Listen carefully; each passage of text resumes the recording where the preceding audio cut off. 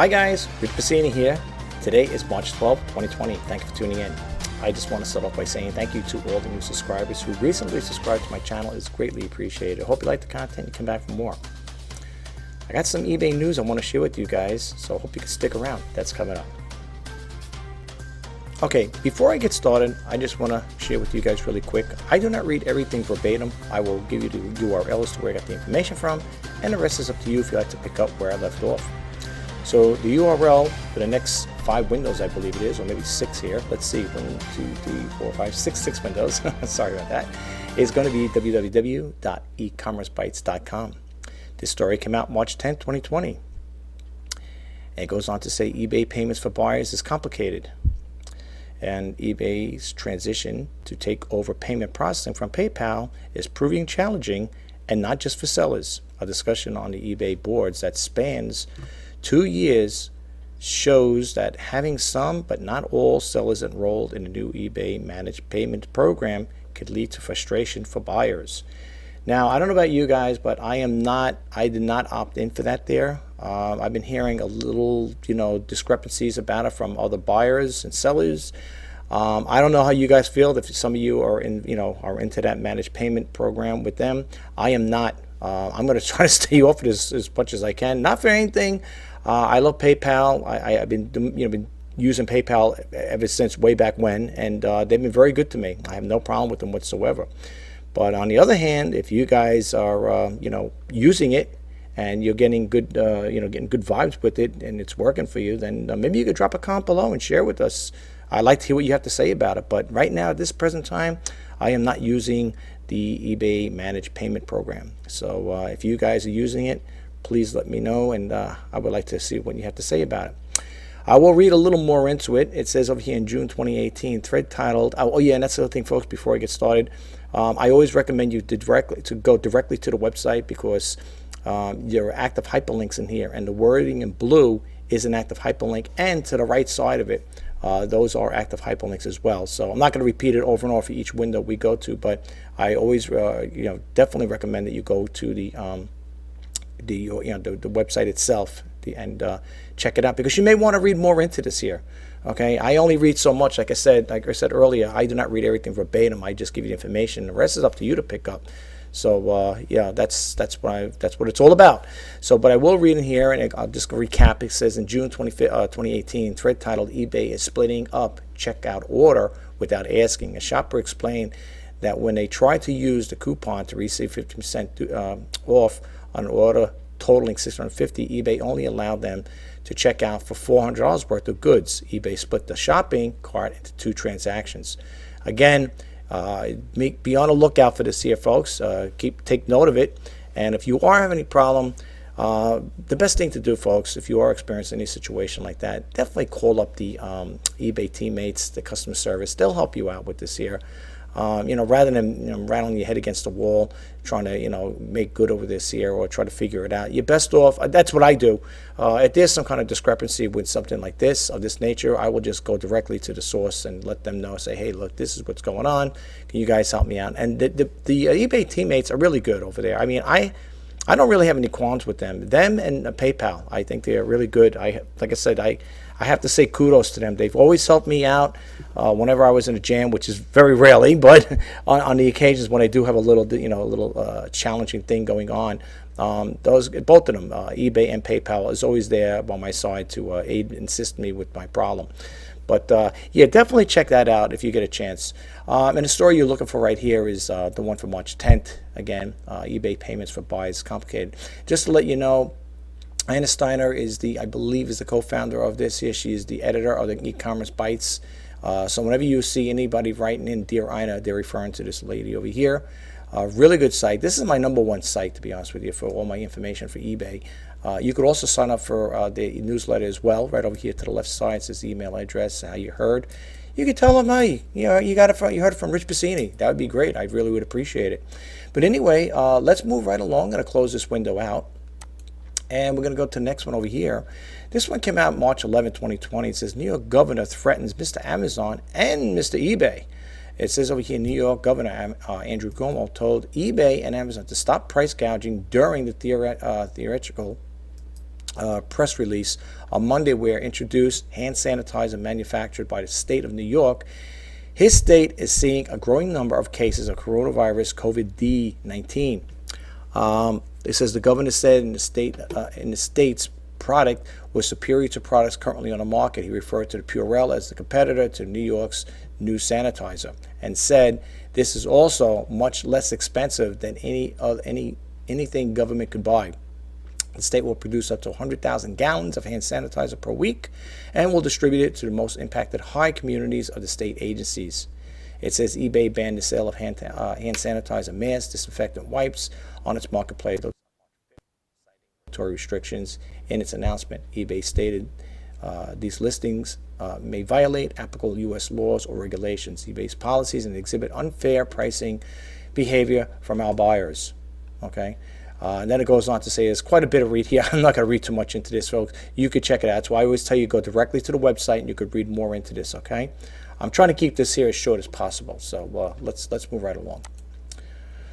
Okay, this one came out March 11, 2020. If you notice I throw the dates out there, folks, all the time in my videos, it's because I want you to know that the information is not old. There may be cases where I might refer back to something that might be a couple of months old, a couple of weeks old, or maybe even a couple of years old, but it depends on the topic I'm referring to, and maybe I might want to use something to highlight that particular subject. So sometimes I may go back to those later dates. But anyway, let's look at this one here. It says, seller says Etsy now highlights negative reviews. Okay, it goes on, Dear Ina, and you know who that is. I showed you earlier who the person is. Dear Ina, I hope you will talk about how Etsy is now moving sellers' negative reviews up to the forefront as they think it will help sales because these reviews are more honest, even though that is not always the case. It goes on to say, yeah, I've been on Etsy for a long time and never had complained or written to you guys, but this latest move is so demoralizing.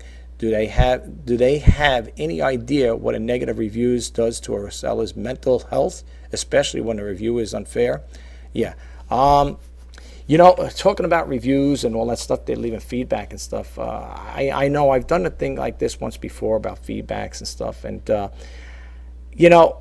I know what this person's talking about. I could see where they may feel that if they get negative reviews, and they do highlight those negative reviews in some cases, how it will have some kind of impact on your selling performance. But for the most part, folks, I'll be honest with you. I don't know if you noticed. I've been on some other sellers' listings, their sites, and some of them have like a 99.7% feedback or 97. If you see a person with a 97% feedback, check out the negatives and see what that person's all about. How do they end up getting a 97% feedback? Are they answering the buyer's request for cancellations? Are they even asking the buyers, if the buyer is asking for information, are they responding to the buyer? There's a number of factors in there that can cause them to get, for them to warrant a negative feedback. For the most part, whenever I get, people commenting or let's say messaging me through the eBay messaging system, I try to respond to them right away. I don't put them on hold and say I'll get back to them next week or tomorrow or the next day. If I'm in front of my computer and I get a message like that from a potential buyer, I will respond to it right away. So it's, it all depends on you handling these things. I'm not really, I'm really keen on how Etsy's going about this here, but I am a registered Etsy seller, but at the present time, I'm not selling on Etsy. I know, it sounds crazy, right? And I'm also registered on Amazon, and the same thing. I'm not selling on them as well. Well, there's more to that to get into it as far as the Amazon part of it. I'll have to do another video on that one, but for all intents and purposes, let's try to move right along here and keep this thing going. All right. This one over here, eBay Australia alters free shipping program. This came out March 11, 2020. It says eBay is making changes to its free shipping program in Australia to make the program more competitive. But the move requires sellers to update their listings in order to retain eBay Plus badges. Now, folks, with eBay, in order to get that top-rated seller badge, or that little, that's what I call a little badge, eBay has a bunch of little requirements in order to get that there. For example, I'm selling Keurig coffee makers, and I lost that little badge due to the fact that I do not have, I took off the free return shipping. I put where the buyer pays for that. those badges went away. Okay. However, I'm still top rated plus. It doesn't matter. It's just like on those particular ones, you will not see top rated plus badge there due to the fact that I took off that seller or pays for return shipping. I can't afford to do that on that for the simple reason is those Keurigs are not light machines. They're not like it's $1, $2 things there that you're saying, well, I could eat the cost. For the most part, some of those things can run a lot more than a pretty good price depending on where it's being shipped. So yeah, that's how you will lose that badge. But anyway, let's read a little more over here. It goes on to say eBay Australia officially launched the eBay Plus Shopping Membership Program in 2018, which mimics Amazon Prime. eBay informed sellers that begging April 1st, sellers must provide an express postage option and offer a 0 to 1 day handling time, eBay explained. Again, I offer 1 day shipping as well, but I'm not going to get too much in this here. There's not much to read here, right? There's not even comments here. Usually at the bottom there's comments. So you can read a little more into this here. I know there's not much to read, folks, but I'd rather you guys pick up on that there, okay? So let's move right along. All right, this one over here came out March 10, 2020. PayPal enhances business accounts with integrated tools. PayPal sent an email to the business customers to inform them of upcoming enhancements to their accounts. In a nutshell, advising them of the availability of tools and a way to access those tools more easily. PayPal said it would be easier to integrate tools for accepting payments, managing risk, streamlining operations, and assessing financing into their account. And then it goes on to say here, the text of the emails follows. Remember to log into your account from your browser rather than clicking on the links in any emails you receive. And then it's talking about the upcoming enhancements to your eBay PayPal business account. For those of us who have it, I do have a PayPal business account. It's okay. I don't use it at this present time. As far as that, they sent me a business debit card, but I kind of like, it's for free. They sent it to me. I didn't ask for it. They sent it to me, but I kind of like keep it in my safe deposit box, so to speak. The card. I should say my file box, not safe deposit box. My file box, and if I need to use it, I'll use it. But for the most part, I don't really have any use for it at this point in time. Maybe you guys might have had it, and I don't know. But whatever you think, let me know what you think about this here. Okay, and let's move last but not least. Bonanza. Now, for those of you who are sellers on eBay, if you do go to Bonanza, you can import your eBay listings, Amazon, I believe it's Shopify, onto your Bonanza account. For example, even though I sell exclusively on eBay, I'm also on Bonanza. It's not bad. I figured the extra exposure on Bonanza. I made maybe 10 sales total with them, 10 or 15 sales total, something along that line. The sales, if people think eBay is really slow, you should check out Bonanza. Well, at least for me anyway, it's been really slow. Good site. It's getting there. I just don't make that many sales as I do with eBay, but it'll get there. It's growing. And this story came out March 9th. It says Bonanza Marketplace updates sellers on tax changes. It says online marketplace Bonanza updated sellers about the changes it's making on sales tax collection. It's using third-party service Tax Cloud to comply with the marketplace facilitated laws passed by numerous states around the country. Then it goes to say many states have added marketplace facilitated provisions to their sales tax laws. This means that Bonanza has a sales tax nexus in those states and is thereby responsible for calculating, collecting, and remitting sales tax on all states made to the buyers located in those states, the company explained. Now, they're doing the same thing just like all the other e-commerce platforms as far as I know. I'm not too familiar as far as with Amazon, but I know they're doing the same thing. Like if you look at some of the eBay things, they brought up that I think a memo went out a while back that at least I've been getting a memo like that there from eBay stating that the sales tax will be collected and remitted to that tax jurisdiction on my behalf. So basically, the way I understand it, there's nothing for me to do with it. Of course, you still have to put this on your income tax, that it is income, of course, and there is a threshold. I know with PayPal, they do not send the 1099, I think it's the 1099 form, if you're under $20,000. I think anything over that's when they will send you the tax form. Being I didn't meet that threshold, I don't get no tax form like that. So, it is what it is, right? All we could do is just keep trying.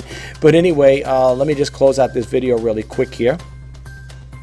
Well, that concludes this video. I hope you found the information helpful. and you got a takeaway from it. And if you did, please don't forget to hit that subscribe button, like, comment, and share.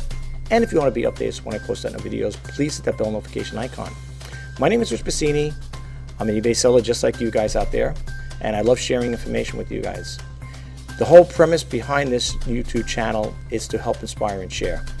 And that's what I aim to do. So if you want to see more videos like this and you want to be more informed about what's going on in the e-commerce world, please hit that subscribe button.